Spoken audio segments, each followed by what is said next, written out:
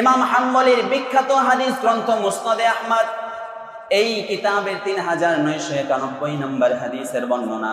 হাদিসটি বর্ণনা করেছেন ইবনে মাসউদ রাদিয়াল্লাহু আনহু, আন্নাহু কানা ইয়াজতানি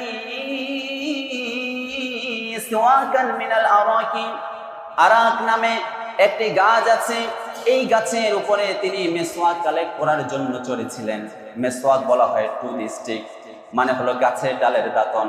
মেসওয়াক কালেক্ট করার জন্য গাছের উপরে উঠেছিলেন।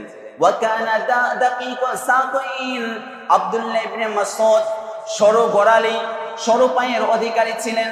ফাজালাতির রিহু ফাতাকফুহু, এমন সময়ে বাতাস এসে ফ্রম সাইড টু সাইড, এপাশ থেকে ওপাশ নুইয়ে দিল, ঢলিয়ে দিল, যার কারণে সাহাবীরা তার এই সরু গোড়ালি, এই পাগুলো দেখে ফেললো।